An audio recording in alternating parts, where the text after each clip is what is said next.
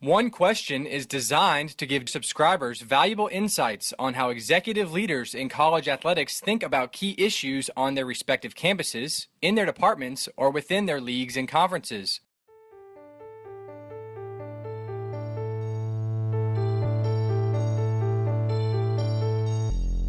Greetings, this is Ty Brown and welcome to One Question, where we highlight executive leaders in college athletics.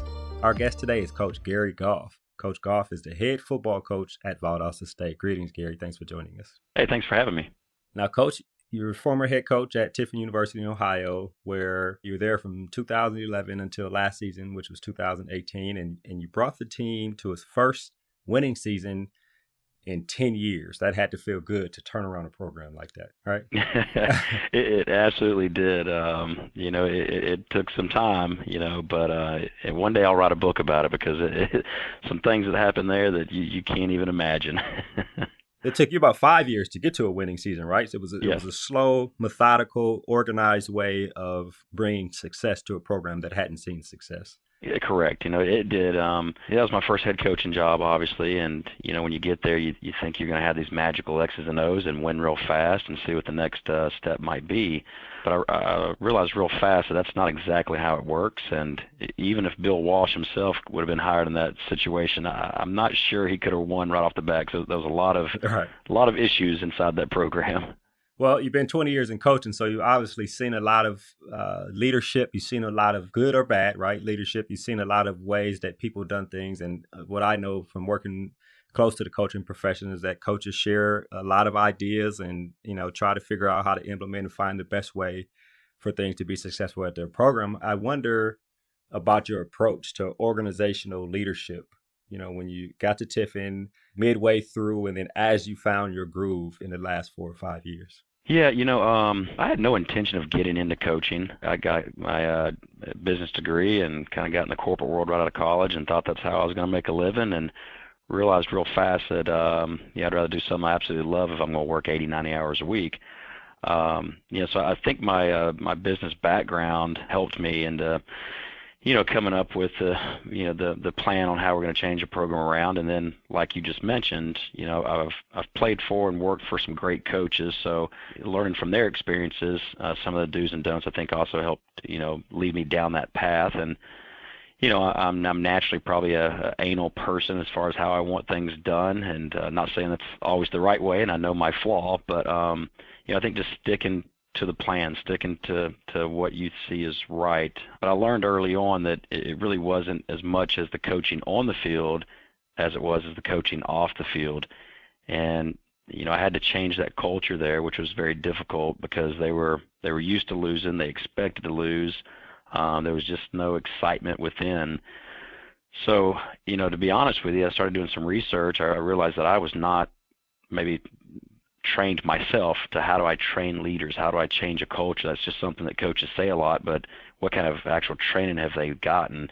So I brought in this company for 6 years. It's and it's basically called theprogram.org. It's military veterans, and a lot of them have received Purple Hearts, but they came in and worked with me first, then my staff, and then the program. But it started from the top, and I'll never forget, they asked me what my mission statement was, and I'd kind of hem and hawed around it and gave him this nice paragraph of what it was, and he looked at me, he says, well, Coach, that's for interview. He goes, your players can't recite that, can they? And I said, no, they can't. He goes, right there's a big problem if you're going to establish this organization, from top to bottom. So we revamped simple mission statement, and now that mission statement I carry with me here at Valdosta State, and that's for us to win both in the classroom and on the playing field through our core values. So then we set up our core values and what they are and what they exactly mean to us. And so we set those core values as tough attitude and discipline. And then for each value, we have standards, 3 standards to each of those values that, we teach the team and the coaching staff, and then we're going to hold each other accountable to those values. So we kind of implemented that, and during the same time, we started being very careful of the type of student athlete that we recruited. Of course, we're like every coach. We want the biggest, fastest, and strongest players we could possibly recruit. However, I thought that that's not always the most important thing. And if that young man's character doesn't fit to our standards and our values, then we should pass on him and maybe go with somebody else who we still think's a good athlete, but they really fit what type of culture we're trying to establish there. So, we did that after my second year there, and then third year we started seeing a little bit of improvement. Fourth year, more improvement. Fifth year, first winning season the school had since becoming a Division II member, and then it continued to grow each year. But changing that culture there was very hard. But once we got it rolling, it just started snowballing, and they started believing in one another, and it was really gratifying as I had people graduate. Those young men coming back years later saying, "Coach, I sit at work every day, and I still hear you in the back of my mind, and I'll see somebody complaining about their job, or I'll see somebody showing up late, and they'll say the first thing that comes to my mind, Coach, is tough, and one of those standards is 100% effort 100% of the time." So, that made me feel good, because sometimes you don't know if they're really retaining it all, but that's what it's all about. Yeah, we want to win and win on the field, but we also want to help develop better young men for society. Right. And you talk about the program, Eric Kapitulik, I believe his name is. Cap, yep. Yeah, I think I've met him before in my travels throughout my career. I wonder, you talked about coming up with that mission statement or that purpose, and then coming up with those core values. What was your process to come? That's important, right? The details in terms of how did you come up with those? Did you include the student athletes? Was it you and the staff? Is it something you went back home and come up with a kind of a framework and then brought it to the staff? Tell me about that process. A little bit of all the above, to be honest. We sat in there for about 2 full days, just throwing words on the board, ideas on the board. What does it mean to each and every coach in the room? What does winning actually mean? And then, of course, I'd take it home, and my wife's an English professor, so I'd talk to my wife about it a little bit, get her thoughts on it.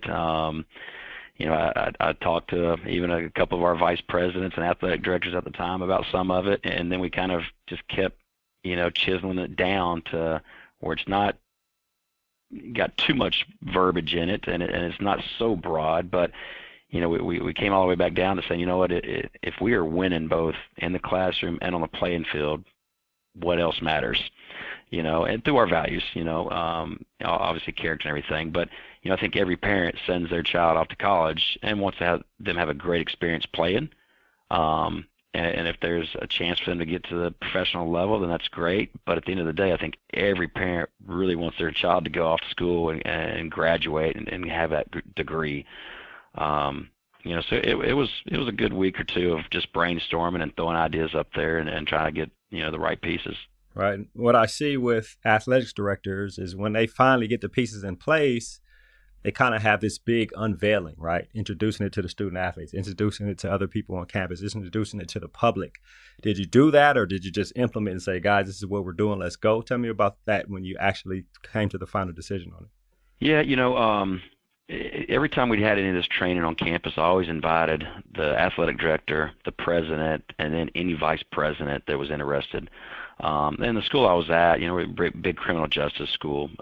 So, there's a lot of people that had some interest in, okay, let's see what this leadership training is about.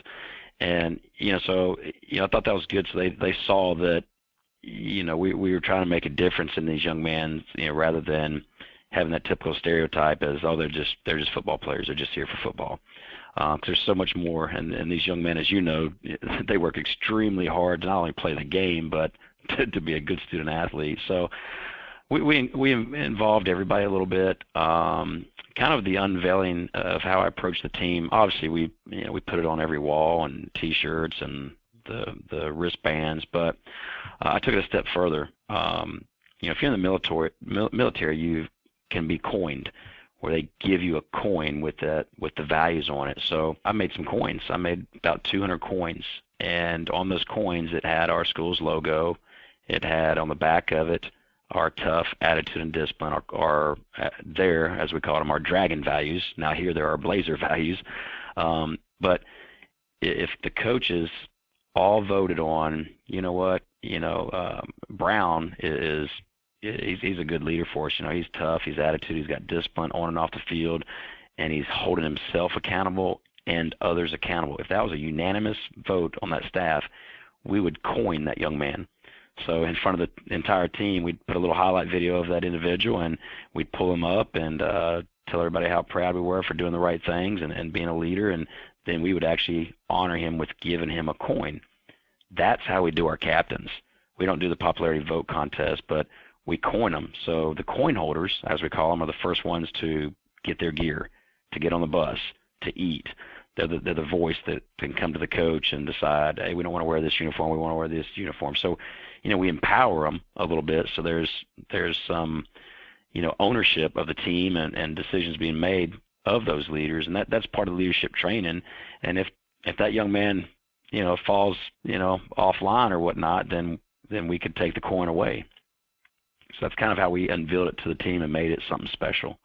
And then once the players start adapting, you mentioned 2 and 3 and 4 years down in the line, they start teaching it to the younger guys, right? And then it becomes a machine, a part of the culture. That's interesting. I wonder now, so, January, you get named the head football coach at Valdosta State. Completely different situation, right? This is an undefeated team, played in 4 and won a national championship, Division II. And you come in and your second head coaching job, obviously you don't want to approach it the same way, but I think there is something to be said about a mission and about core values. Tell me about your approach to organizational leadership and how it's different in the situation here at Valdosta State.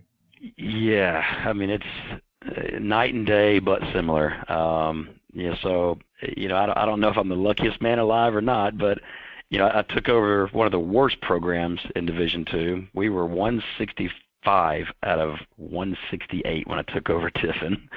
So there's not any expectations there, right? They just hope you can win a ball game.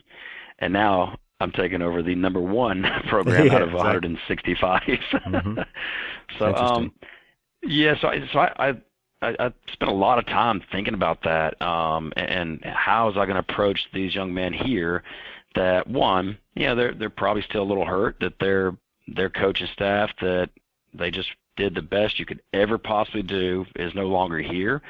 And who's this new coach in town? Who's this new sheriff in town with doing things the way he wants to do them? And, he's never gone undefeated or won a national championship. So, what's he know? So that was my concerns right off the bat and how we're going to approach this team. But I still strongly believe in culture and these values, but they already had a winning culture here. So I kind of approached these guys from the other end of this leadership training. So one of the last things we did there at Tiffin is we created a flow chart, just like a corporation would do, starting with the CEO all the way down to, so it started with me at the top, and then my coordinators, then my position coaches, then every position had a position leader and a co-leader. And so we did that there, and it really helped kind of put the icing on the cake there at Tiffin. So when I came here, I knew, if I threw some crazy stuff at these guys like that, they might just sit there and, what is this about?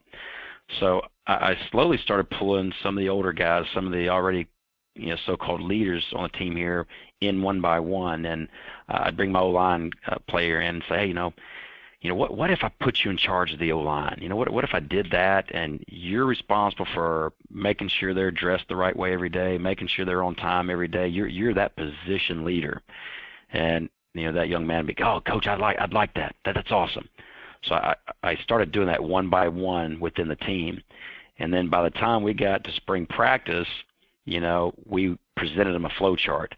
And not to say they thought it was their idea, but I kind of spoon-fed it to them, knowing where I was going to go with it. So, now in camp, we're getting ready for our first game tomorrow, but, we've been in camp for the last several weeks.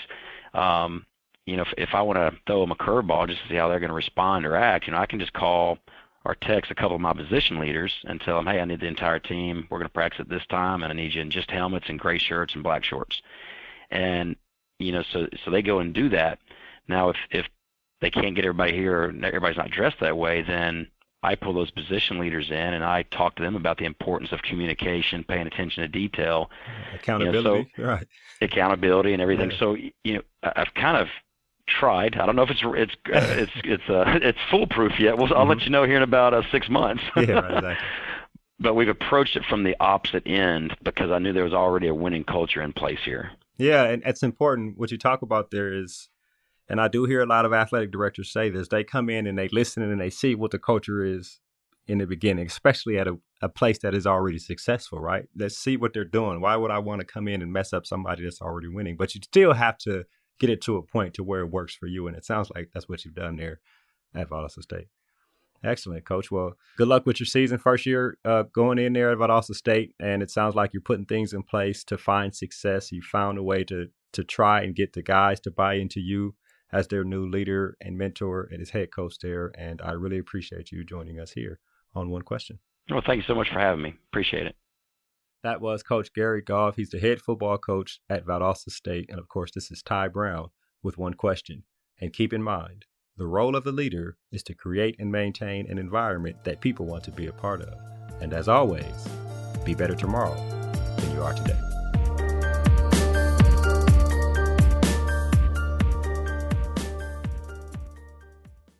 This episode of One Question is produced by Spades Media Group, solving problems using creative leadership.